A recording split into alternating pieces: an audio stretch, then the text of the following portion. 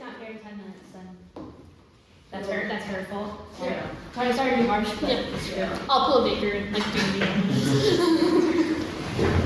Alrighty, we are going to get started.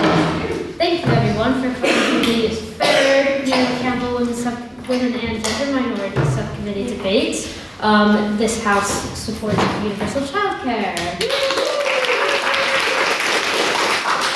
So as always, we are going to start with chair consultations. Do I have any chair consultations from the floor? Yes, EJ. Did you enjoy conversazione? Oh boy, that's a loaded question. Not particularly, because for the second year in a row, my date didn't show up, which is great. Sorry, that's a bummer, but it actually it is. I enjoy, and I cried in the toilet, and I remember Luella and Catherine got me a glass of water, which was nice. But the crying was nice. Had a cigarette, enjoyed that, and then stayed at Elizabeth's till about 6 a.m. It was the only time I got drunk all night at Elizabeth's. You're welcome. Thank you. I needed to forget. Yeah, other than that, I guess it was okay. But yes, any other questions? Yes. If you were a bird, what type of bird would you be and why? Is it bird? Yeah.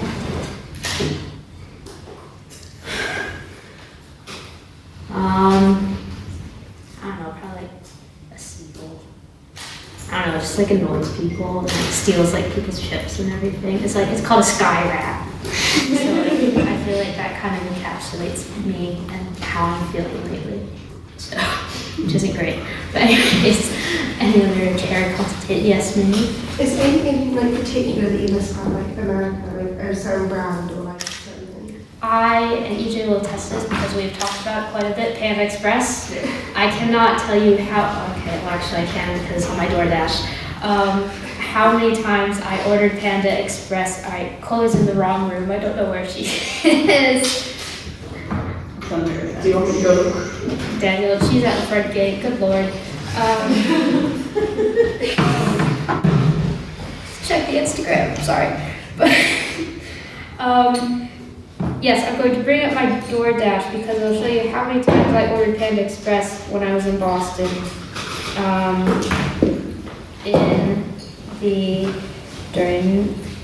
Let's see, okay, Panda Express. How long of a time period was it? This was only about like 3 weeks. Okay. I ordered Panda Express about 10 times on DoorDash.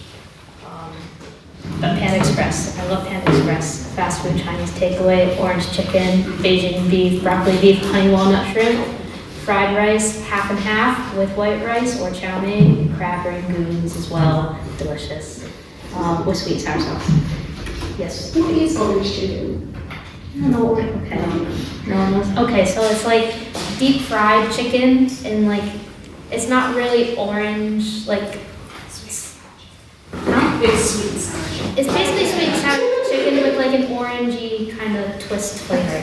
It's delicious though. It's amazing. But anyways, any others?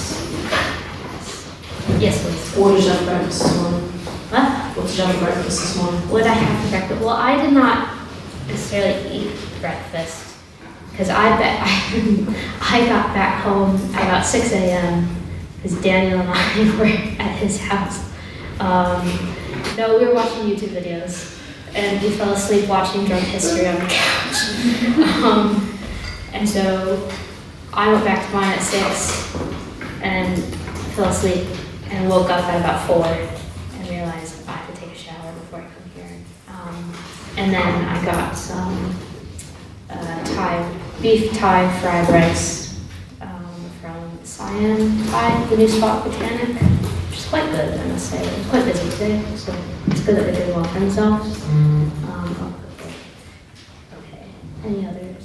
Sharing consultations? Yes, EJ. I just know Daniel has like a bunch he wanted to ask me, but Oh, you're sure? so let's just. You want to back down the car? Well, Daniel's not here. Oh. It's a silent issue. Ops on the Easter Bunny. Ops on the Easter Bunny, like. Ops? Opinions. Oh, opinions. Okay, Sorry. that's fine. I'm too old. Do your research. It's true we are. I'm just not like online. I don't know.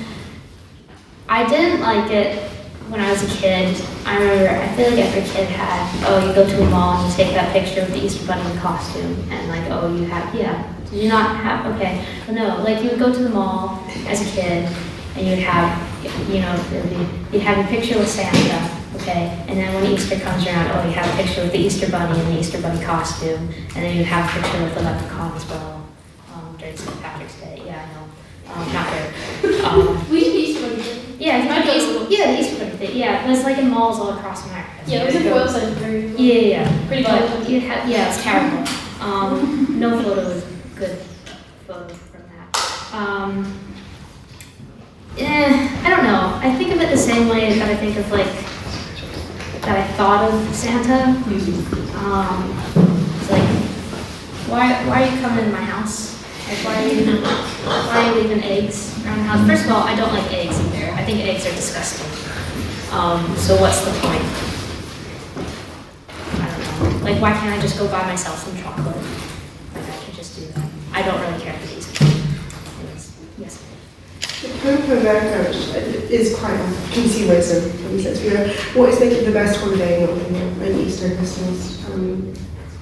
Not necessarily just from like From a standpoint. consumer perspective, I mean both your own, like any perspective, but also the perspective.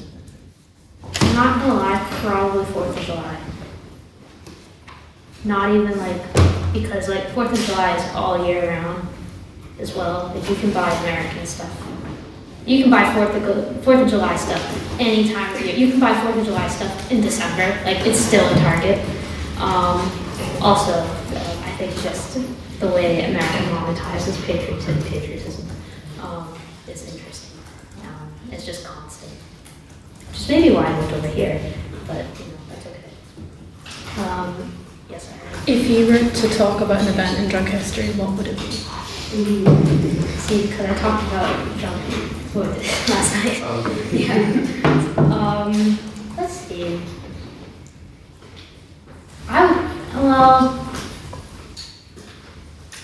I think I'd like to talk about, okay, maybe like the planned assassination of Ronald Reagan. I don't know why, it's just interesting. Or the Russian Revolution, because I really like the Russian Revolution. Or the Reign of Terror, because the Reign of Terror falls on my birthday, which is quite fun. That's the only way I remembered it in high school. Yes, Daniel? Do you care to enlighten the house what you said about all the cromwell last night? I do not wish to enlighten the house about that because I did not know all the facts. Excuse you. And if you're going to pull that move, then I'm going to pull out my quote book about what you said before, which I'd be happy to share. I was going to save it for the last debate, but I'll do it now. Why not? Verbatim, Daniel said, he should know he's not going to be able to penetrate me. What? Yeah. There's context. Shall I whip it out in front of the whole students' union? He spends a lot of time beating meat. That was actually a Can I good topic. ask, what if he's got baker? Maybe the last one, but I know that's neither here nor there. Any other chair comments? Yes, Did Dan. you have a biscuit sandwich for breakfast this morning? I did not. I had the Thai fried rice that you saw me eat. I will say the biscuit sandwich is the Dr. Pepper of biscuit sandwiches. Agnostic, neither here nor there. I got Daniel to try Dr. Pepper for the first time last night, and he said, "Oh, I know it'll make it better," and he put a shot of vodka in it. But it actually did make it taste better, to be fair. It was more enjoyable. But anyways, any other chair consultations? If not, we'll move on to private members' business. This is your point to bring up anything you've seen in the news, anything that interests you that you want to bring up to the House at all. Are there any private members' business? Yes, Ella. What's the best Easter egg? Does everyone think? Yes, Ella. Chocolate orange. That's a very that's good. Okay. I'm gonna put my thesis on this. I'm gonna say Tony Chocolate Only because it's like free chocolate. Buy ethical chocolate this Easter, guys. Any other? It's got to be Cadbury's mini egg, or just in general, if we're gonna like rank the different types of chocolate Easter eggs, I think Cadbury's tops Nestle by a very large margin. And also another hot take, I don't think fruit and chocolate should mix. Yeah, sorry guys. Yes, Ella. I actually agree with Daniel. And you said I don't care if Daniel want anything to do with food, but I agree with the Cadbury ones. And also, if you go to your like Tesco Express on Easter Monday, those Cadbury eggs are going to be £1, guys. On Yeah. It's like the best. Like just to celebrate Easter and Easter Monday. That's my biggest advice. Yeah, Cadbury is better than Nestle, also because Cadbury's fair trade, Nestle is not. But has anyone microwaved their mini eggs? Because it does make them insanely better. And I know this sounds like a Daniel answer. I have done many years of research, specifically 23. That it does genuinely make your mini eggs better if you just put them in the microwave for 1 minute. It makes them so melty and delicious. Like high key, everyone needs to try that. No, I haven't, but it seems like a very appropriate time to plug the O'Brien Fane Easter egg drive that we're doing at the minute. If anyone has any spare Easter eggs, drop into the Sinn Féin constituency office between now and Good Friday. I'm so sorry to go straight back to mini eggs. My flatmate did blow up on microwave at some point during the first semester, and I had. Your whole kitchen is making? Sorry. It's really now, right? So I had to think of a very quick alternative, and I would just like to inform everyone here that you can also air fry them, and it's pretty good. First of all, as a PSA, Zach, if you're listening to the podcast, get Elizabeth's kitchen sorted out. But also, I haven't microwaved an Easter egg. I have done it with my eggs and it's I will try that. But to outdo the weirdness. Just mini eggs. You're not microwaving eggs. No, I said mini egg. Yes, well, I agree with that. To outdo the weirdness, I've also dunked a full Easter egg into a cup of tea, and it's unreal. That's disgusting. It says so much about you as a person. Right? Yes, EJ. Daniel, did you grow up with food?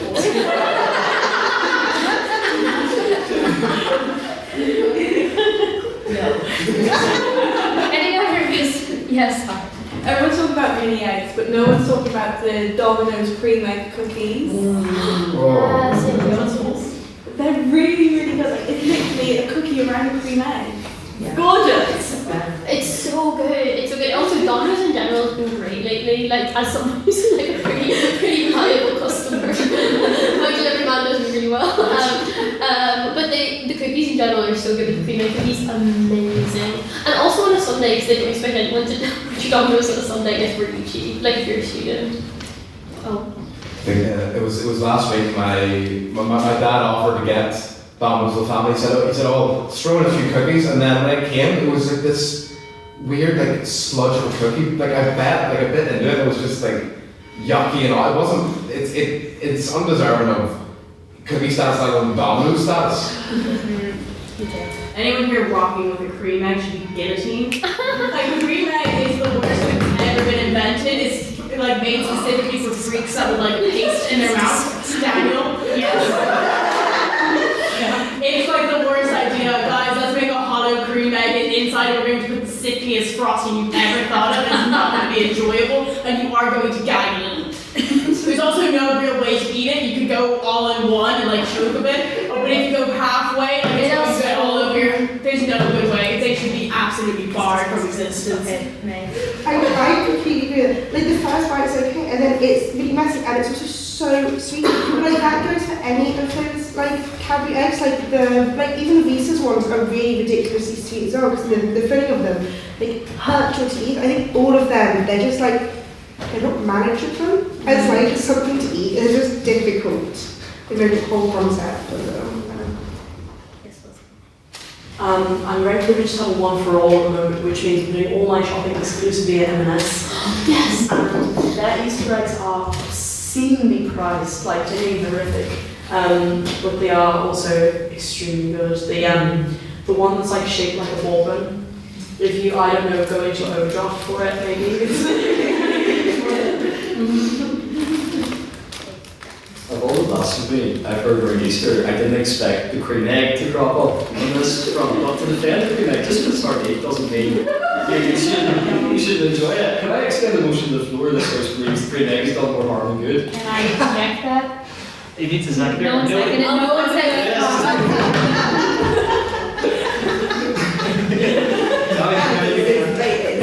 All right. What was the motion? This house believes the cream egg has done more harm than Okay, I'll pro for that. More harm? No, more harm. More harm. More yes. harm. Better raise your hands, like actually 1, 2, 3, 4, 5, 6. Okay, that's 6. And all opposed? 5. Haha! The pros have it. The cream egg has done more harm than good. That's passed. Thank God. Alright, any other? Yes, ma'am. You know what? Because like Easter eggs don't exist as like chocolate they're like so what is the best chocolate in not just Year round. yeah, like outside of Easter. Because like the Easter eggs themselves taste different than the chocolate they're trying to replicate, and also many chocolates don't. And many companies don't do chocolates. For example, like some of the Chinese chocolates, some of them are really good and straightforward, but there's only 2 types of the Easter eggs that they do. Yes, because with their ethical, I'm going to reply to this, with their ethical supply chain, they can only make so many. Yeah. It's not like, if they had everything, they would probably not be as ethical as they are. But they're also very good ones. I agree, and this is a similar gripe that I have with Heroes. The double decker hero tastes nothing like what an actual double decker bar tastes like. I think the most accurate egg to chocolate bar, what's supposed to be counted as a chocolate bar when really big, is the Smarties Easter egg. I think that's the best one for replica. That sounds disgusting. But of course you would say that because you have no palate whatsoever. Anyways, any other yes? I mean, I'm more of a crisp person, obviously, but I think the best chocolate Easter egg is Kinder. Kinder is the best. Yeah. Try to fight me, I don't care. So can we count them as Easter eggs? Because you can get the Kinder egg all year round. You get the mini ones that come out at Easter time, we sell them on the back of the wall. I put them on. Okay, I think we'll end it there. Kinder's the best Easter egg. And now we'll do minutes. Yep. Yes.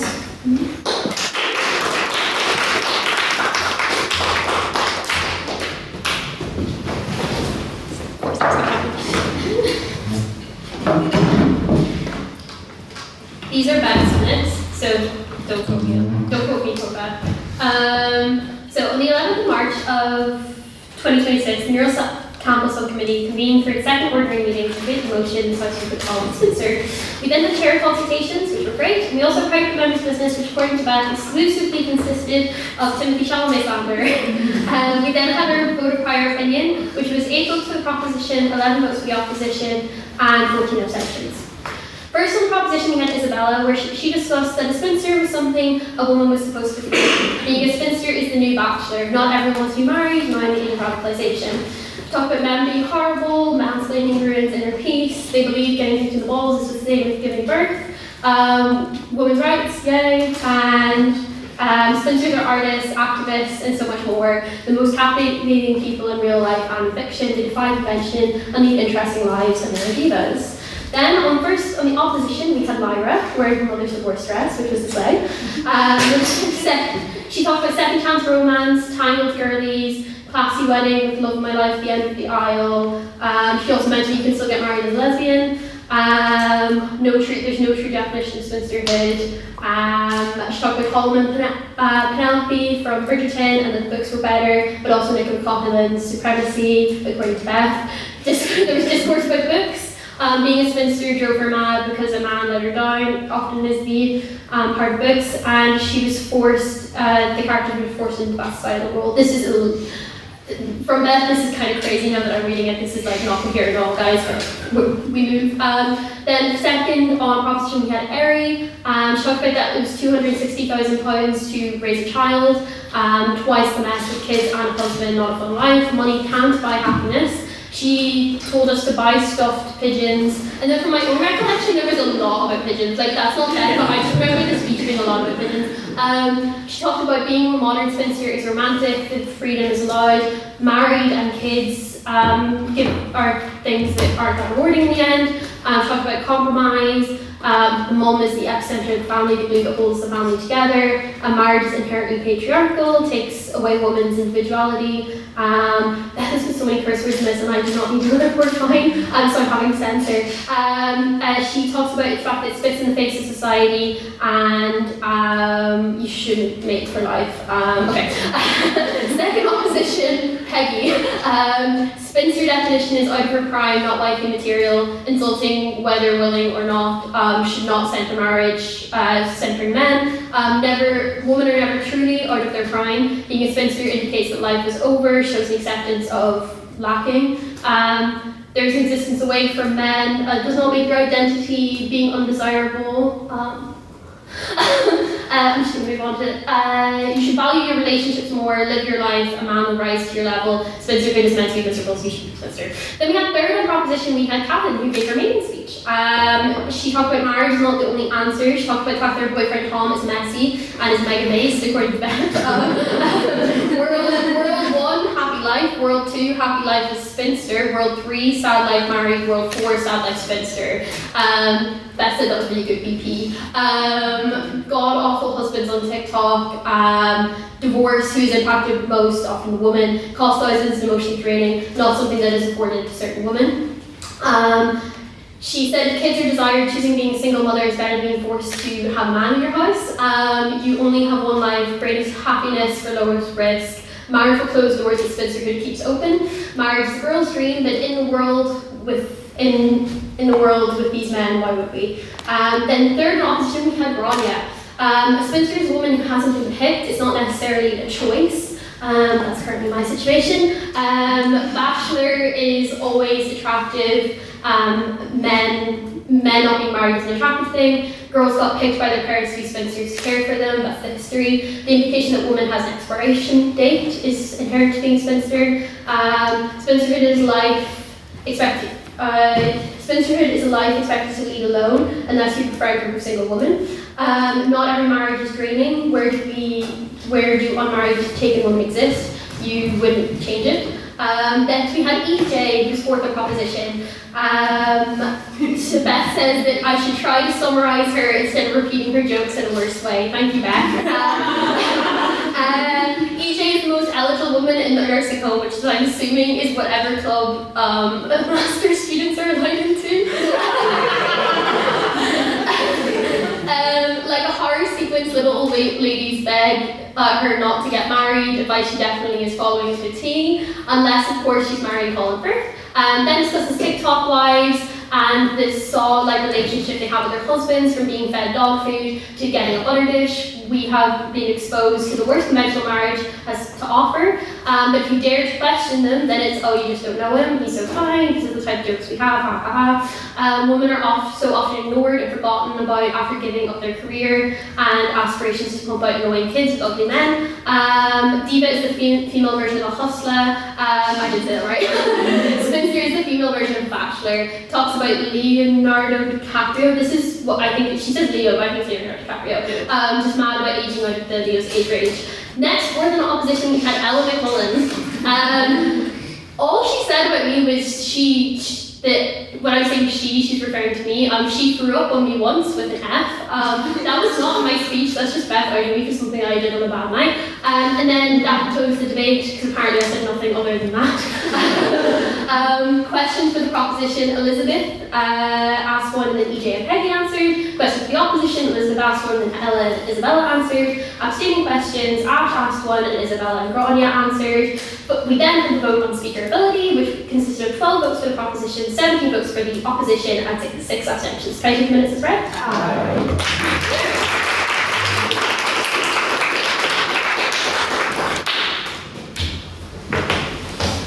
Thank you, Madam Secretary, for those minutes. Now I will go over vote of prior opinion rules. I was sure. Yeah. Okay, yes. So first we'll have our vote of prior opinion. Can I ask those who would like to vote for the proposition, please raise your hands.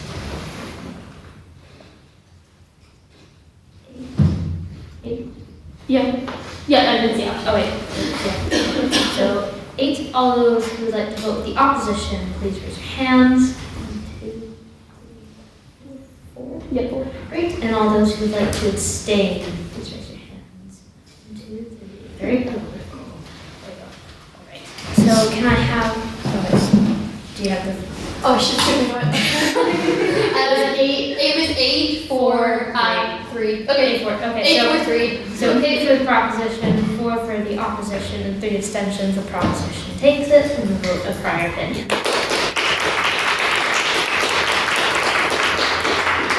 So to go over the rules of the debate, speeches are 7 minutes long. First and last minute are protected time, which are signified by the bell.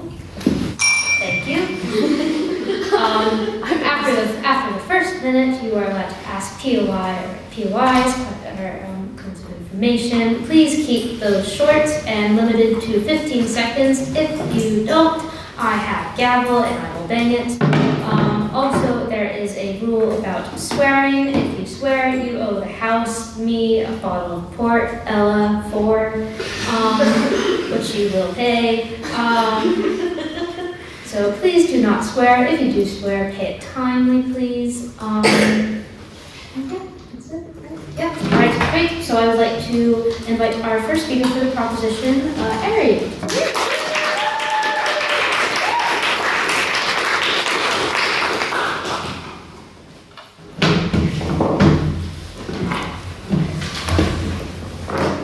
Steve, we're not out of touch with the universal childcare debate and you don't want to look like a thicky dum-dum in front of all your Well, allow me to enlighten you. Those unminded of you might have just heard that last time I spoke I was yabbering on about how children were evil little cretins who took away everything you are as a woman. While I still believe that, today I am transformed. Today I love children and I want to see them shine in the best possible way. That is through universal childcare, which if you don't know, is childcare and early education that's paid for or subsidised for by the government. This takes the pressure off the families and enables the children to have better access to what they need. My qualifications to talk about this are as follows. Number 1, I used to be a child. Number 2, I would argue that many of my current friends have the minds of children. You know who you are. And so their care is of the utmost importance.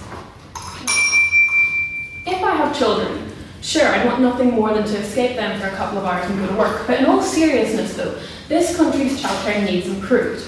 While it most definitely should apply across the world, for the purpose of the time, I will focus on here, because we are getting left behind. Also, I really wanted to get my Matthew O'Toole stupor hat on and attack the government. While he mostly does complain about puddles, this issue is pressing. So, yay scrutiny. One of the main problems we have here is that there's a lack of responsibility for childcare by any department. Instead, it's shared between the Departments of Health and Education, the Educational Authority, and the Training Inspectorate. All this does is create an endless cycle of go ask education, go ask health, go ask EA, which is much like what happened in my house when my parents didn't want to deal with my endless questions. To put it simply, what the government needs is an independent childcare body which would focus exclusively on effective, high-quality childcare that is, might I add, universal, a policy that is precise and inclusive to all. Since it isn't like that now, I do just want to go ahead with it and smash the system. Here's why. For all you beautiful statistics lovers, brace yourselves to be slapped in the face with some lovely, lovely numbers. 110,000 children, that's 1 in 4, are currently living in poverty. So the situation for kids is already bad, right? Add on to that parents spend around £9,300 a year on childcare on average, with 75% of parents having a higher education bill than their mortgage per month. It costs more to send little Dave off to a childminder per month than it does to pay for a home that you live in every day. It does just blow my tiny mind. Universal childcare would help these children early on in life and ease the financial burden on parents. Yes, while we do have the Northern Ireland Childcare Subsidy Scheme, try saying that 5 times over, which allows for 15% off their childcare bills, it's still far from where we need to be. In the programme for government, there's an early learning and childcare strategy in place, which is useless without any action. They've had to have a deadline pushed on them for it, and let's be real here right now, the government are about as useful as the lift in my accommodation, which is not of service since the first week I moved in. At least they fixed the puddle, right? I'm not just rambling about kids and parents here, but the childcare staff themselves, who play a vital role in this debate. The profession has been slowly dwindling, and while many childminders have doubts over their future, we have to support them too. Universe knows what they've had to put up with these days. A universal childcare policy also means that we aim to be growing up on opposite sides of the class system are now on a more equal playing field. This is especially true for families who have SEN children or those whose first language is in English. This means that the John Smiths of the world will now have the same opportunities as the Bartholomew von Musks. I'm sure they have a lot in common. No, thank you. 28% of that 110,000 children are those with disabilities, which are more likely than average to struggle. These families are less likely to get access to childcare that suits their child's specific needs, and these are the families that need it most, whether it be on respite care and/or tailored childcare that would help the child to learn and grow with given the key skills. I'm sure we all know a family with an SEN child where the government has simply failed it. If you haven't already, go watch the Northern Ireland Spotlight documentary. It tells you a lot. A universal childcare policy would end this inequity, and if we're going to have one, it has to be a good one which supports the parents and the children, and it needs to be implemented now.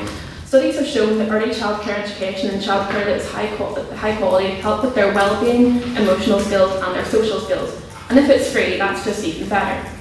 And yes, while I understand the argument that many mothers want to stay at home with their children, so they might be hesitant to this policy, 61% of parents have said that money was no object, they would rather stay at home. And I mean, fair enough, I get it, bonding with the little ones is important, especially when they're young. But it boils down to the question of choice. It's about having it there if you need it, and that way you aren't always relying on relatives. Because I know whenever I was a kid, I spent a lot of time at my grandfather's house. He didn't know what to do with me and my brother. I know what you're thinking, brother, I can totally get off only child energy. But he's real, I promise, he's real. My grandfather would just turn on the Antiques Roadshow, throw on some biscuits on a table, and then piss off to his garden. He didn't want anything to do with us. Not every relative is like this, but at a time when my parents had no one else to go to, I just know that universal childcare would have really helped. They had to go to work, they didn't have a choice. And while I'm sure they would have loved to have spent more time with us, is that my brother being an absolute menace, and I'd have to legally say that, we have to legally, piss on our siblings, you know. It's simply not realistic in this world to see that as a negative for universal childcare. Moreover, I think the misconception is that when we're speaking about this, people assume that it's about forcing mothers into working straight away when the baby is born, and that's just untrue. Yes, it benefits the economy and empowers women. It's not just about getting rid of important bonding time, it's about offering a safe, friendly environment that would help the kids and even give the parents a bit of a break. It's going to be on their terms, it's not going to be pushed on you if you don't need it, but when you do, it's there. So TLDR, the current childcare situation needs reform, universal childcare is the solution, and if you care about weigh-ins and choice at all, you should vote PROP. Thank you.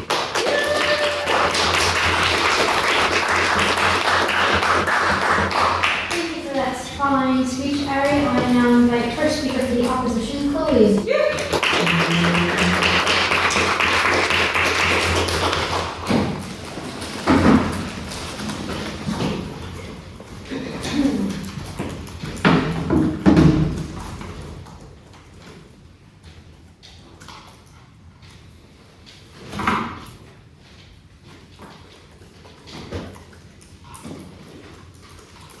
We, on the opposition, firmly believe that while the goal of accessible healthcare is excellent, universal healthcare is not the best way to achieve it. Let me be clear. We are not against people receiving healthcare. We are against a system that places overwhelming responsibility in the hands of the state, often at the cost of efficiency, quality, and long-term sustainability. Today, we will present 3 key arguments. First, universal healthcare leads to inefficiency and long waiting times. Second, it places an unsustainable burden on the economy and taxpayers. And third, it reduces innovation and quality in healthcare delivery. Universal healthcare systems often struggle with demand exceeding supply. So when healthcare is free at the point of use, the demand naturally rises. But resources such as doctors, nurses, and hospital beds do not increase at the same rate. So the result is really simple, just really long waiting times. And in many universal systems, patients wait months for specialist appointments or surgeries. In fact, over 50% of patients in Northern Ireland wait more than a year just to see a specialist. And at that point, we're not providing care, we're simply just postponing it. So this isn't just inconvenient, it's dangerous. And delayed treatment can worsen conditions and reduce survival rates. And this is simply just unacceptable. But in contrast, systems with a stronger private sector element allow for faster access because providers are competing, and that capacity expands more flexibly. So the question we need to ask isn't just, is healthcare available, but is it available when people actually need it? Next. Universal healthcare is extremely expensive. It requires high levels of tax to sustain, and that burden falls on working people, businesses, and the wider economy. So when taxes rise, individuals have less disposable income, businesses are facing higher costs, and economic growth slows down. So the key issue is that resources are finite. Governments need to balance spending on healthcare with education, infrastructure, and so many other essential services. Universal healthcare can crowd out these priorities. And not to mention, as populations age, healthcare costs rise significantly. This makes universal systems increasingly difficult to sustain long term. Economically, this is linked to what we call an aging population. So as more people retire, there are fewer workers paying taxes and more people relying on healthcare. So that's putting serious pressure on government spending. And by 2040, nearly 1 in 4 people in the UK will be over the age of 65. That's significantly increasing demand for healthcare. So while the idea sounds fair in theory, in practice, it's creating serious financial pressure that future generations, that includes us, Gen Z, are gonna have to bear. Finally, my last argument. In systems where the state dominates healthcare, there's often less incentive to innovate, improve efficiency, or enhance the patient experience. Competition drives improvement. Why? Because providers are not competing for patients and funding in the same way that they would in more market-based systems. Now, of course, systems like the NHS do have performance targets and some internal competition, but it's still very different from systems where providers have stronger incentives to attract patients and improve services. In the NHS, hospitals are mainly funded by the government and don't rely on attracting paying patients. So this means that there's less competitive pressure to improve services or to reduce the waiting times. So my favorite example is Germany. Countries like Germany show that it's possible to achieve widespread access to healthcare while still maintaining competition and shorter waiting times and high quality care. So universal healthcare concentrates the cost heavily on the state and the taxpayers, but mixed systems spread that cost more effectively while still ensuring that people are covered. But on the other hand, systems with the private sector involvement encourages the investment in new technology and better service delivery and higher standards of care. So patients are going to benefit from choice and they can seek better treatment options rather than being limited to what the state provides. So when we remove competition, we create a system that is standardized, but it isn't excellent. And in healthcare, excellence really matters, and it can be the difference between life and death. So the proposition will likely argue that universal healthcare ensures fairness, but we need to ask, what's the fairness for? Is it fair to give everyone access to a system that's slow, overstretched, and underfunded, and simply just not fit for purpose? But it's really, true fairness is not just about access, it's about quality, timelines, and outcomes. We believe that there are better ways to ensure access to healthcare, ones that combine public support with private efficiency, rather than relying solely on the state. So for these reasons, we strongly oppose the motion, and we ask you to do the same. Thank you.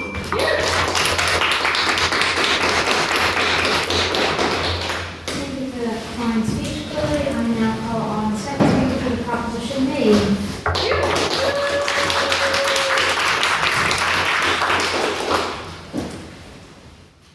So if you weren't aware, childcare is expensive, like really expensive, and yet quite a few people don't even consider the cost before having children at all. While most of us, if not all of us, never had to pay childcare yet, in the future, most of us, if you decide to have some little crotch goblins, that is, will have to at the very least pay the cost. And if you don't, you'll probably hear your friends complain about it. And also, like I said, we were all children once. Now, I won't go too far into it as I already explained, but in Northern Ireland there's a couple of schemes such as the NI Childcare Support Scheme or the Universal Credit Childcare. However, these barely help. Childcare costs are insane. While we've never had experience paying them, Google exists for this very reason, which told me that the NICSS only covers 15% of the childcare, meaning that some families are looking at paying them £1,000 per child a month, even after this amazing helpful service, which, by the way, is awful to apply for, and not everyone who works is actually eligible for, so it's basically useless. Thank you, government, for yet again your amazing ideas.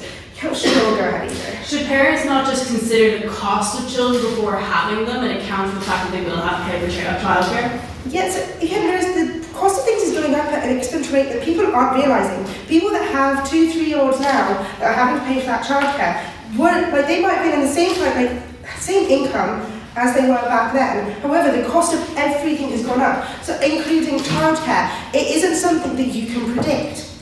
The average lower middle class wage for women, by the way, because of the lovely gender pay gap and the fact that even in today's society, it's the women who usually have to stay home when push comes to shove, is around £35,000. Not mentioning that many women also do lose money after giving birth because of maternity leave and the whole concept that giving birth and needing time off after a £10 blob comes out of you is so foreign to CEOs, and women are less likely to be promoted because of this. Sorry, wrong debate, later issue, but actually no, this is relevant to this debate, no thank you. Because you know why? The government decides something important such as childcare on maternity rights. More of the anti-trade worshippers who somehow control most of the companies might appreciate the fact that they only exist because of women, or at the very least, legally they can't do anything, which makes childcare more free and more accessible. Women are able to work, as there's less an excuse for their husbands telling them to stay home, as well as making the idea of the working mother more acceptable, because there's still so much more stigma around women working when they have children. Back to childcare, where the cost can range between £10,000 to £15,000 per child for 40 hours a week in over a year. But great, that's still one child. That's £20,000 more extra money if both parents work instead of just one. But that's not the case. Many families have multiple kids, and some families in Northern Ireland with 2 kids, they look at paying around £27,000 a year for childcare, which many more people do not see as worth it, because why would you? After that, that's only £8,000 a year, £150 a week, and that probably only just covers the cost of petrol used to get you to and from work and dropping the goblins off at childcare. I hope you can see why this debate is futile, because there's no stance point you can take against universal childcare. Grant, 2 parents, 1 child, extra money even after childcare. Great for that fairy tale family. What about those who come from single parents? Especially if you have multiple children and a single parent. There's no financial incentive to get a job there, because the benefit system is so screwed up, which I can explain afterwards, but I do not have time right now. but they'll have more money if they go on benefits with their childcare than they would if they had a job and childcare and then also potentially, even if they were on benefits. It's a completely messed up system that I unfortunately know a lot about. But universal childcare will significantly improve the situation for everyone involved. Although opposition may argue that once kids reach school age, the cost significantly decreases, sadly childcare companies have caught on to this little thing and they increase the price of childcare after school and before school, where it costs £60 for some people to have their kids in from 7:30 to 6, but £30 for them to be in from just 3 to 6. That's ridiculous. Many parents, especially mothers, struggle with the idea of giving their darling offspring off to a stranger for 40 hours a week while they go sit at a desk, and I mean, fair, it's human nature. But as Eri spoke about, parents of children with disabilities struggle with this far more as they're often more careful with them, but also because the childcare is much harder to obtain. But having universal childcare, it become more common for these parents struggling with the separation to be understood, and there'll be open conversations about it. This support and lower childcare costs would also encourage people to have children, so they wouldn't feel so alone and without a village, as it were, which I know is what puts a lot of people off without that support. On that point? No, thank you. And this would increase the birth rate, which many politicians and people are actually worried about. Furthermore, the more parents who can financially obtain childcare, the demand for childcare places will increase. So childcare places more childcare places are going to have to open, and so childcare becomes even more accessible, which means that there will be more childcare options closer to people's workplaces, which makes the idea of childcare easier to process for parents who may be struggling with separation because of their day goblins are only a hop, skip and a jump away, which of course people don't have to put their children in childcare, but many people probably would want to. Yeah. Thank you. Not to mention, by the government having an interest in these companies due to paying for them, there'll be an industry standard and more regulations. I know there already is, but there'll be even more so, which would improve the general experience of an industry which already does have a few issues. The increased amount of childcare also would improve the economy, by not only enabling more parents to join the workforce, allowing them to keep their money to be able to invest in a variety of other businesses, but also providing more jobs, and increasing the general income of a population in any given area. It also enable the whole childcare industry to flourish, because currently, although childcare is so expensive, the childcare companies are barely getting by. And I think even those with the least interest in economics in the world, where the economy is currently making every economist have the same experience that many of us have had to deal with at Kremlin, when a random guy just starts dancing on you, awful, and it makes you want to jump off of the ground. Do we not believe that the economy could do with the saving grace of your friends pulling you away from that guy, or in this case, at least having more money invested into it? Lastly, because I'm running out of time, we are aware that this will probably be expensive. What isn't? However, not only as I mentioned this will increase the economy in the long run, but it's been done before in countries that probably couldn't afford it, such as the USA during World War II. The scheme was done in order to allow women to enter the workforce to fill the labour shortage created by people shooting each other. However, this got removed after the war because all men returned and they decided they wanted docile, wash wives, housewives again. No matter what though, this shows it's possible and when needed, and it's very much needed. Seriously though, come on, whether you want some wow, this is a hard word to say. Crotch goblin clones running about or not. Whether you want to work or not. See, apparently I definitely do not need them. Nonetheless, you'll realise the benefits of universal childcare and how much this will improve the lives of basically everybody around you, whether you have kids or not. But if you believe in empowering women who want and do get it all, then proposition is the only side you should vote for. Thank you.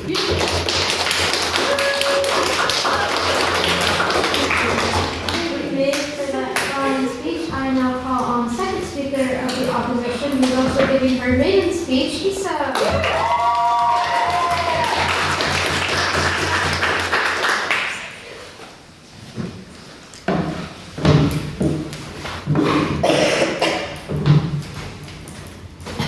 Sorry guys, I did just arrive from the flight yesterday, so it'll be very wonky, but thank you. So, good evening to all women in this chamber. That's it. I'm standing here before you all to argue that the world we live in has many, many problems that directly affect women, and universal childcare is not the best solution to these problems. The words inequality and women have been intertwined together since before I was born. So growing up, it was made very clear from the get-go that boys were considered society's golden boy, and that it's designed with only them in mind. So, that's a no for me, and I'm hoping that no for all of you as well. So, then comes the question of how do we change this? Universal childcare falls under the category of a proposed solution to this problem. But before we accept that, we need to understand what problems it's actually trying to solve. since at its core, universal childcare aims to make it easier for parents, especially working parents, which is aka women, aka mothers, to participate in the workforce, to make sure that women get to have their own life even after having a child and not forcefully stuck in only motherly duties. The definition of universal childcare is a system providing accessible, affordable, and high-quality early education and care for all children from a certain age, often at the end of parental leave, until school, regardless of parent income or employment status. So it's a solution that proposes to solve literacy, education quality, and create long-term opportunities for all children. It is also seen as a tool to reduce inequality by giving all children a more equal start in life. It aims to help children with a dangerous home life have a more safe and stable environment. But however, every theory sounds great in practice, as Claire said. Universal childcare tries to solve problems of work, inequality, and child development, but it does so with a one-size-fits-all solution to deeply imbued societal issues. What exactly is universal? The concept of universality is not one-dimensional, especially when coming to provision of a public service. To be universal, it has to be beneficial and to service everyone available without exception. Everyone has to have equal access to benefits and services, regardless of their background or circumstances. So I do agree, universalism has the potential and possibility to reduce inequality. But universalism has proven to be inefficient, as it provides benefits to those who may not need them and does not address the root causes of inequality. Universal childcare is a solution that is set up to try and help change these historically entrenched societal issues. However, assuming that making a service public automatically makes it better is not always true. Universal childcare is built on a good intention of making childcare accessible to everyone, but accessibility doesn't always equal quality. When public services are put in practice, the reality we see is a struggle with underfunding, long waiting lists, and overstaffed and overworked workers. Look at the NHS. It's subsidized healthcare, similar to the subsidized childcare, but look at how inefficient it is. Taxpayers pay £220 billion a year, and yet wait times are years long and people don't see their doctors until it's too late. Universal childcare would turn out to be the same. The government won't know who's going to use it, no thank you, since it's optional, so it'll spend more than it'll need and will end up with an inefficient childcare service. Universal childcare would not just be a huge taxpayer burden, it would be an inefficient one. Then there's the fact that public services don't always match the quality or flexibility of private ones, which then create an inequality between social classes. Sorry, lost my place. Because when public childcare is lower in quality or harder to access, wealthier families can still afford private care, while lower income families rely on the public system. So instead of reducing inequality, universal healthcare risks reinforcing it. It would create a system where some children get flexibility, smaller groups, and more attention, and others get whatever space is available regardless of quality. So even if childcare is subsidized or free, that doesn't mean it's the best or most effective solution. Because a policy isn't successful simply because it's universal, which is proven to be inefficient. It's successful because of the quality it has, which is quite nearly impossible to guarantee in a public service.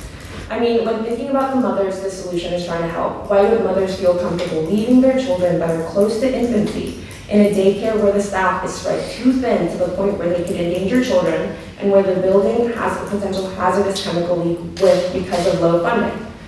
Also, why do we want to live in a society that forces women to choose between risking our child becoming the Hulk due to possible gamma exposure or being forced to give up our life to raise another? Why are we encouraging people to have kids when there is an overpopulation crisis? Universal childcare is being presented as a guarantee that life will be a utopia for women, but it's actually a glass ceiling and not really addressing the fundamental issue this patriarchal society is creating for women. Universal childcare is not challenging the main problem. It's distracting us from the real one, men. Universal childcare is trying to fix all these inequalities, but it's operating inside a system that creates that inequality. Because the issue isn't just childcare, it's the structure of the society we're trying to apply it to. Childcare is a system, while the system is the disease. We live in a society where caregiving responsibilities have historically and still disproportionately fallen on women.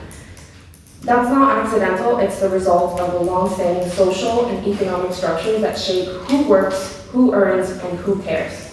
Even with universal childcare, workplaces still often expect long hours, constant availability, and those expectations were not designed with mothers in mind. yet we are still expected to comply with them. And childcare won't remove the burden that many working mothers still face in their home. It doesn't address who is expected, mostly forced to, cook, clean, plan, and manage the household. Instead of trying to bridge this unequal gap women face by being mothers, it risks adding another layer on top of it. By building solutions around existing systems, we accept those systems as fixed. If workplaces still expect long, inflexible hours, if caregiving is still undervalued, and if women are still expected to carry the mental load of parenting, then why are we really solving anything? So please oppose this motion. Thank you.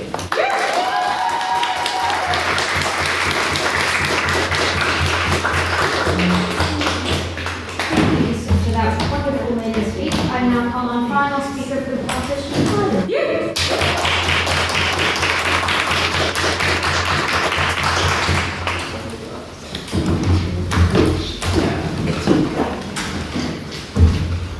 Right, the pressure is on tonight, guys. I signed up for this debate and phoned my mum and went, hey, why are you visiting me at Easter? Let's come to him speaking of debate. And spoiler alert, she said yes.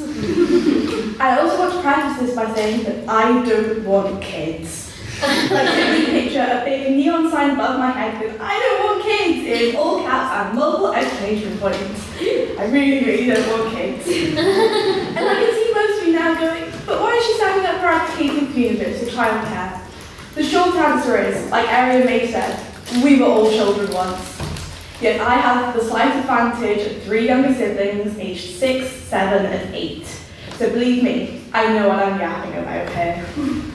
As I was talking to my mum about this speech, she pointed out if we wanted to put my sister in the after-school club, it would be £9 for 2 hours. Now, not that she'd be going every day. I know she loves her grandpa pickups on Fridays. But hypothetically, let's say she was in 5 days a week. That's £45 a week. That's the same price as 10 double rum and cokes in the SU. Or double vodka Red Bull if you are that way inclined. I think you're a psychopath if that's your drink of choice.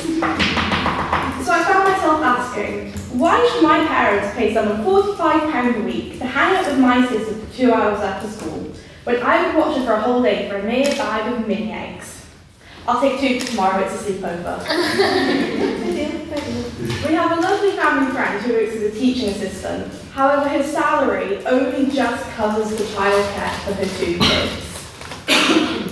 Something is messed up in the system. Is it the cost of living crisis? Is it the lack of funding in the childcare sector? Or is it an insane and unfair mix of both? Yeah, I think it's the insane and unfair mix of both cost of living and underfunding. And for anyone who says anything about grandparents, I know it's not an option, because my mum's parents live 8 hours from us. And some families will have grandparents living in different countries. It's never that easy. Now, those of you that know me know how proud I am to be Welsh. I did hear about the Wales scandal last week, and all I can say is shame, resign. Yet, with the elections coming up in May, I've been paying close attention to current politics in Wales. One post in particular caught my eye a few days ago. Plaid Cymru, the Welsh Independence Party, for those of you who don't know, put up a post on their Instagram outlining their childcare policy. Plaid promised universal childcare to children in Wales between 9 months and 4 years. Now, currently in Wales, universal childcare is only available for children between the ages of 3 and 4. They promised a minimum of 20 hours a week for 48 weeks of the year, compared to the current 20 hours a week for 39 weeks. Please bear in mind that the full school year is 39 weeks. Through this, Plaid hopes to help support families with the cost of living and help parents re-enter the workforce, which is key. Because when I was younger, my mum couldn't go back to work because it would cost us more as a family for her return to work than if she stayed to stay at her mum. Most childcare facilities require an advance payment for the month coming up. As an example, if you started a new job in May, the childcare fees for May would be paid in April, and the fees for June paid in May, meaning you would have paid for 2 months of childcare before receiving your first paycheck. It's just not logistical. It's really messed up, guys. And it's not just women that universal childcare would be helping. There's paid dads, widows, single parents. It helps everyone. Now, this bit of the speech I wrote last night while watching Cheaper by the Dozen, And to me, nothing screams we need universal childcare more than a dad trying to juggle a career as an American football coach and 12 kids while mum's away promoting her book. Now, please bear in mind that this movie came out in 2003, but geez, if childcare for just one child back then averaged between $100 and $150 a week, it must be worse now. And it is. Well, it varies from state to state. Today, childcare costs in America average out at around $300 per week. And let's say a family needs childcare every week of the year. That's just over $15,000 on childcare for one child, and that's roughly £11,300. That's money I could be spending on fun things. That's money I could use to fund my travel lessons, or more importantly, fix the crack that's currently in my laptop screen. Well, stress reading an article on the BBC about an hour ago, to make this speech longer, I read about a flagship government policy offering 30 hours of free childcare from the age of 9 months.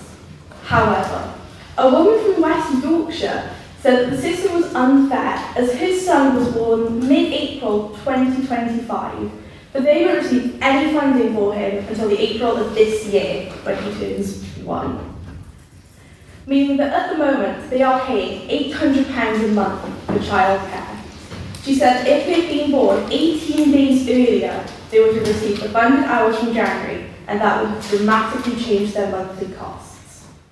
I think I'll try and wrap this up now quickly.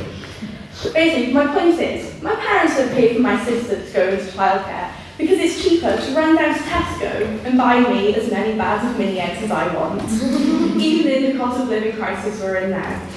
So as I wrap this up, I urge you to vote Prop, who only want universal childcare and return of 10p for others, because we all know the cost of living crisis is mostly to blame here. Thank you.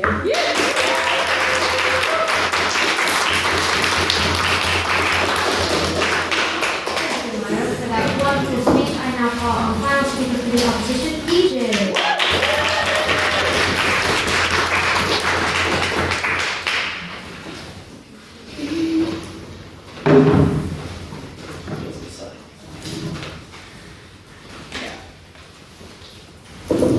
Lady! Oh, it's majority of men tonight. As opposed to the speakers. Well, I guess we'll see how this goes down. As a wise philosopher who is now dead to us all, once so eloquently put, yes, I do the cooking. Yes, I do the cleaning. Yes, I keep the banana real sweet for thy eating. I can only assume she means the abbreviation for bananas is in the nutritious fruit. Tonight I'm here to solidify for you that this House should not support universal childcare for all the reasons as mentioned by my fellow delicious opposition, because it will become just another low-quality public service that we are all hesitant to avail of, and if we had the money, of course we'd still go private. Once more, it still fails to address the pressures on women regarding childcare in our patriarchal society. But me, I'm here to provide you the alternative. Because remember that universal childcare is not our only possible solution. I'm here to offer you something so much better worth of your support. Because unlike the given premise of universal childcare, this idea eradicates the disproportionate amount of unpaid labor women carry out in the home. It makes women far more successful than men in the workplace. It topples the patriarchy, and most importantly, it dishes out some sweet, sweet revenge. You see, ladies and gentle femmes, it's time we rise up and realize that now is not the time for universal childcare. Now it's men's turn to be forced into the home to provide childcare, the cooking, and the cleaning. Yes, welcome to our new utopia, the matriarchy. Alternative names that I'm workshopping include, but are not limited to, the Matrix, and the Handmaid's Tale. Although I might run into a few copyright claims on those, so I am still taking suggestions. Catch me outside if you have any more ideas. Now, in this model, men will be subject to the same homemaker fostering conditions as women were in the 1950s of America or the 1970s of Ireland. For example, as soon as a man gets married or has a child, he will be forced to leave his job and look after the children. And divorce is illegal, but only for men. Just in case we get the ick, or they actively choose to wear skinny jeans, women can still actively choose to divorce. I think we can all agree that men as a collective have shown that they're not quite suited to the independence the current world offers them. By starting wars,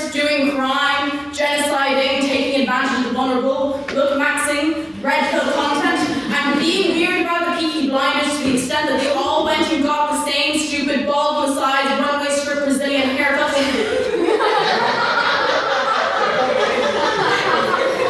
Think about how many things would be fixed tomorrow if men just stayed in the kitchen.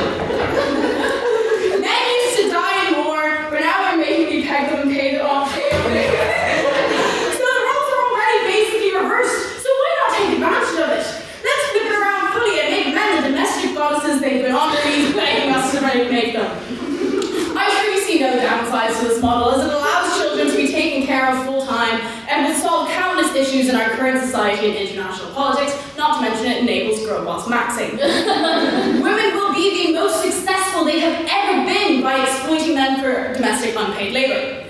Think of the freedom we have to never worry about children holding us back from our hopes and dreams, living in a world where having a child does not risk your professional success. Under this model, as women, we can finally have our cake and eat it too, never having to choose between a career or starting a family again, thanks to our new legion of house husbands.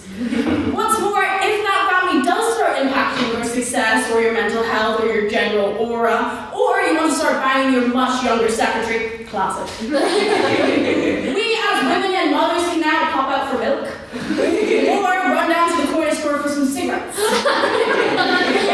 and leave those 3 burdens and a house husband behind, and find a new life in the dairy aisle. Because despite what Ray might tell you unprompted in a dark corner at Lavery's, there actually aren't enough deadbeat mothers in this world, and my model seeks to change that. But what about the children who don't have a house husband to take care of them, or a queer relationship where there is no man present? Well, while I don't support universal childcare in this model, there will still be some state-provided childcare in certain instances to maintain men's place in the home as per the new Irish Constitution. which in this model would also care for gay relationships. I also think a new mail-order mail service could work quite well. Where if you don't have a house husband to stay home, like a public defender, one will be provided for you by the state. Most particularly in queer relationships, because the lesbians and bisexual women will simply be too busy running their organic matcha cat cafe/taxi parties, and we cannot, under any circumstances, distract them from what they were put on earth to do. Society would crumble.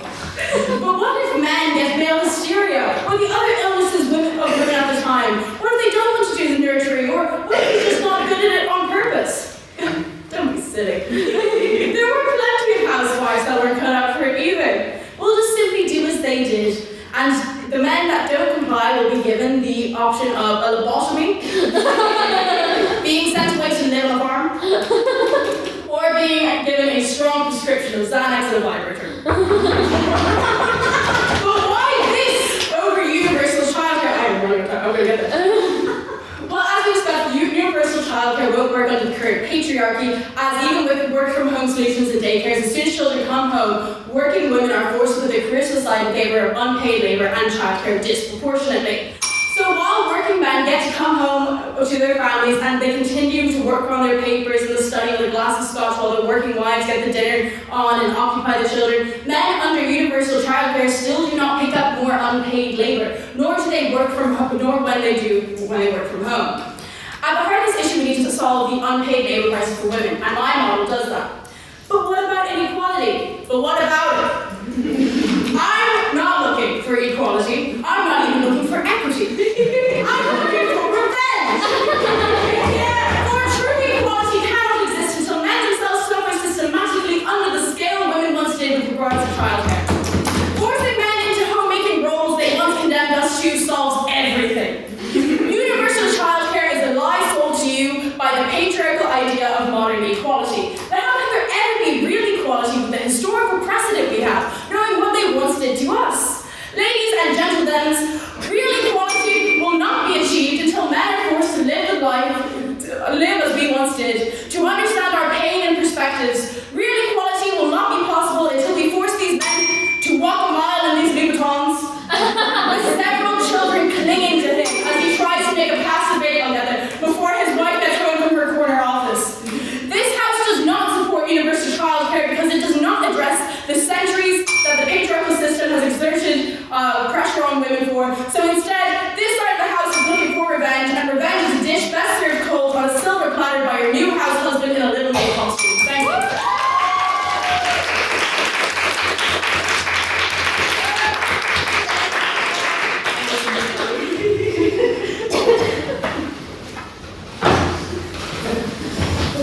to thank all speakers for those fine speeches. Now we are going to open up to questions. So are there any questions from the House for the proposition at all? Yes. So what system are you actually going to propose? Because I just heard all of the moaning and all the complaining, but what are you actually putting forward that is feasible? It would be a system where there is, well, there's two options. Either there's state-funded nurseries that are free to attend, such as there is schools already and the hospitals, for example, or it is childcare that you then get paid back for, you pay for it and then it gets paid back to you in 100% of the way. But we were moaning because we had to explain why we need it. There is, yes, because there is so much wrong with it, but that needs to be laid out before we can propose new ideas. And I think the new ideas are quite self-explanatory in what's going to happen, because at the end of the day, there's only a certain amount of ways that it can be taken out, rather than, because there is only so many ways that it could be carried out, which are all quite self-explanatory. We did talk about it a bit, but we did also have to explain the reasons why, which I think we did quite well on our side. Response from the opposition? Yeah, our model works really well. Simply,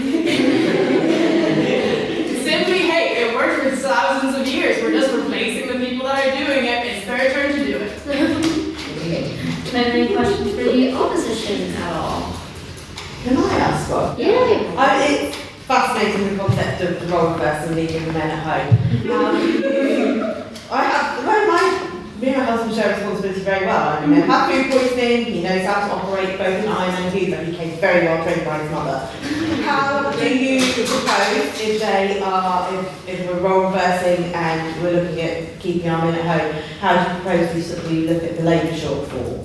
Are you then actively supporting immigration into the workforce to cope with the shortfall of labour, because now all our men are at home and then you're not expecting them to juggle the side hustle, the part-time job and childcare, you're just expecting them to do the childcare and the housework.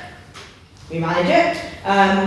There's going to be a huge labour gap created by that model.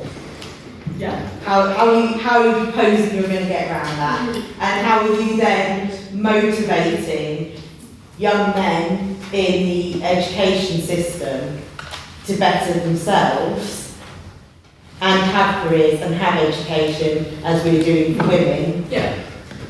Because you're then telling them that actually you're going to not matter now. You're going to suffer the oppression that we've had and we've been fighting against for decades and millennia. Although, hilarious to watch my husband stay at home and do everything I do. I can't see that oppressing all the men of coming generations as being beneficial to anyone. Absolutely. So, there was quite a few in there. I'll try to listen myself. Don't worry.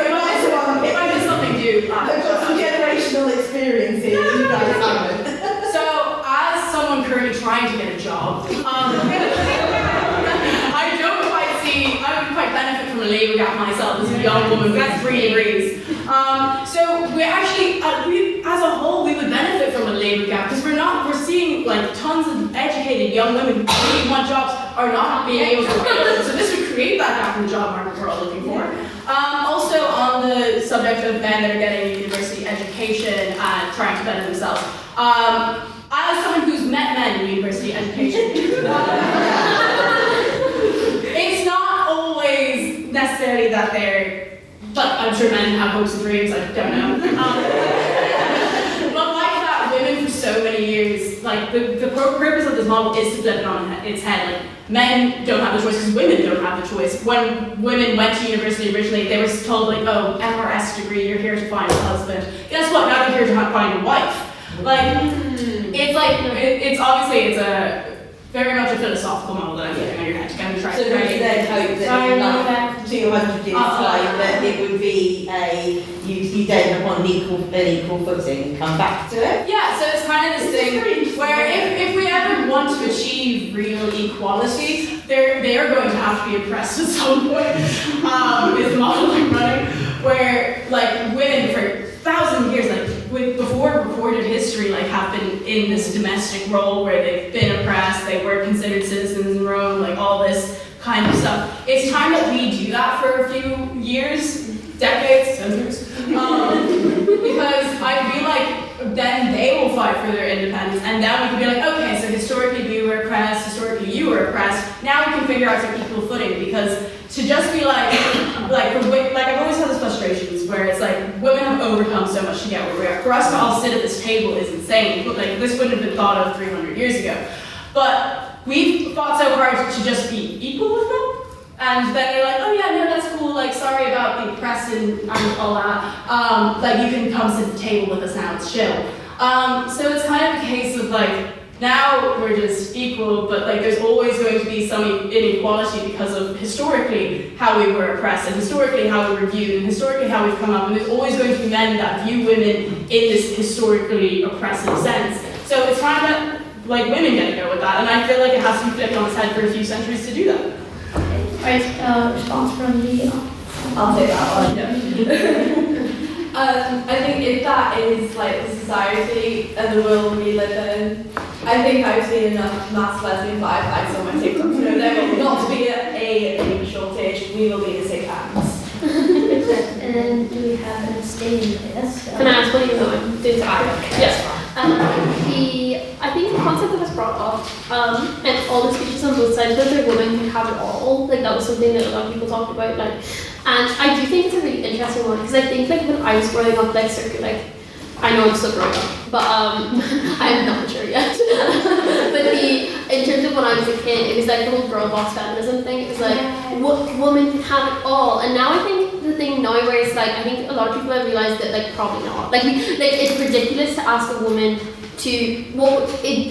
I'll go really quick, sorry, I'm getting tangled. But the advertising initially was you were having it all if you were doing the exact same hours, the exact same job as a man, and then being expected to do all the childcare. Is that having it all, or is that uneven? Because I think it's uneven, and I think it was false advertising initially. But is there a way for us to have it all in a way that isn't uneven? In the way that, like, because the whole woman can have it all, girl boss maxing thing actually was like, guys, why don't you contribute to the household income as well and do all the work in the house? And it's like, I would want to know what both sides think about the concept of women having it all, and also in relation to universal childcare. I think we'll start with you.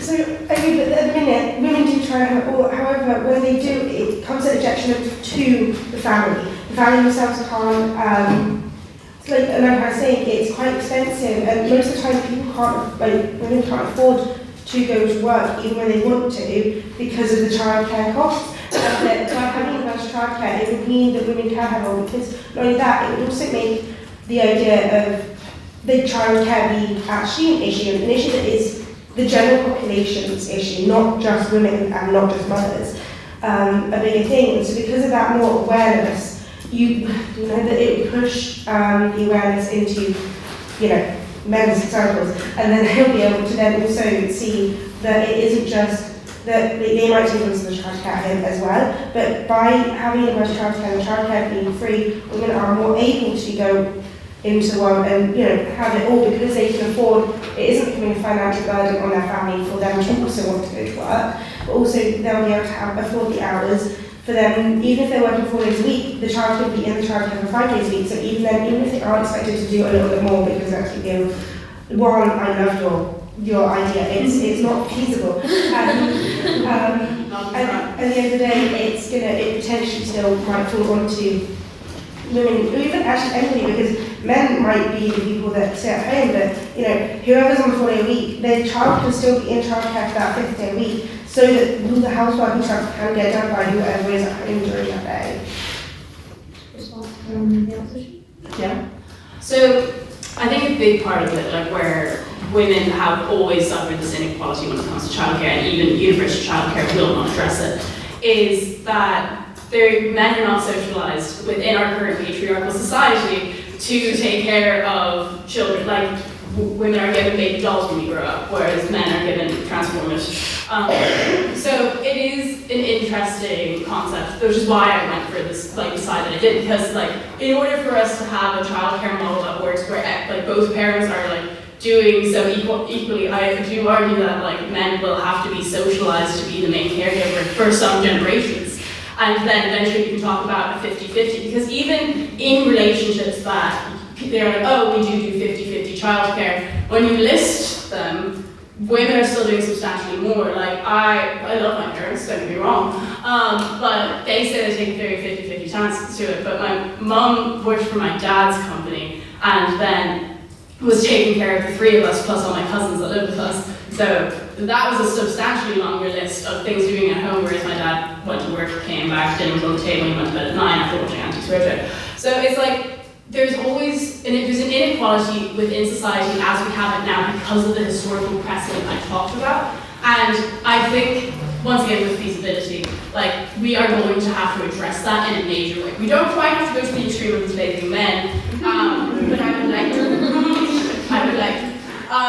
But like that, it's to talk about how socialization and this kind of stuff does result in inequality in childcare. And like this is one of perhaps maybe unfeasible ways that I'm talking about, like socializing men so that they start also on childcare, and then in 3,000 years on this day we can talk about having an equal setup for parenting, or a setup that works for each household. Like, I think in patriarchal society, even matriarchal societies, there's a society where there's a dominant gender, there is going to be inequality. So it just comes down to when will we have true equality, that's when, you know? I think we will, no, questions are sorry. We will move on to the vote of speakability now. So this is not what side you agree with the most, this is about what side you think spoke the best. So can I get a show of hands if you think the proposition spoke the best? 5, yes. Can I get a show of hands if you think the opposition spoke the best? 5 as well. 5? I keep missing Ash. Where is this all crazy? Sorry. Can I get a show of hands for abstentions, please?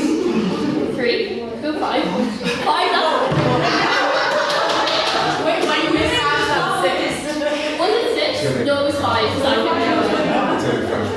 One, two, three. Okay, so the vote this is a crazy thing for my first time as secretary.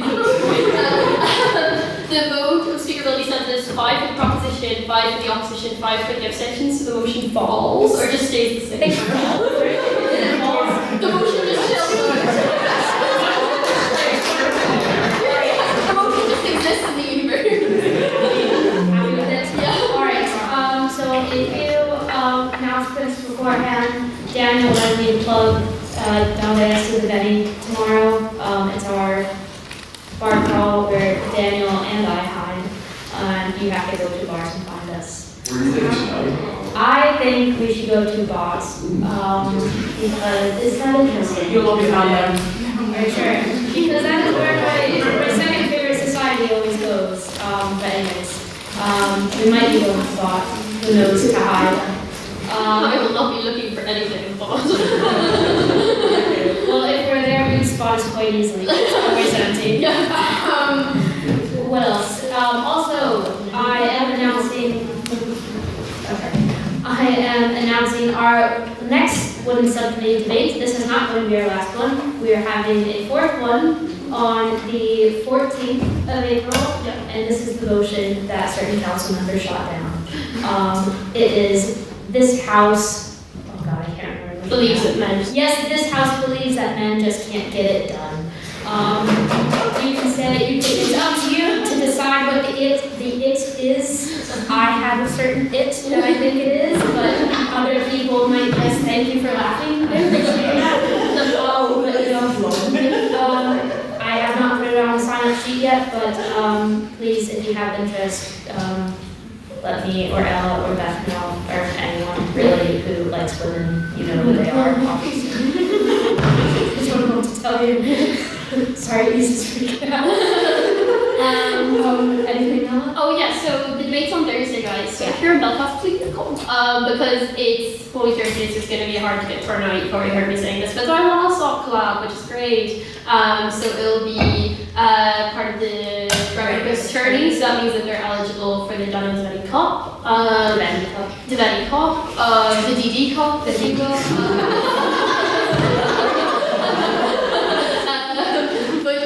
So please show up, staff. It'll be really fun. It'll be really interesting. Some people in here are speaking on it. They don't know that yet, but they've been mentally in my brain.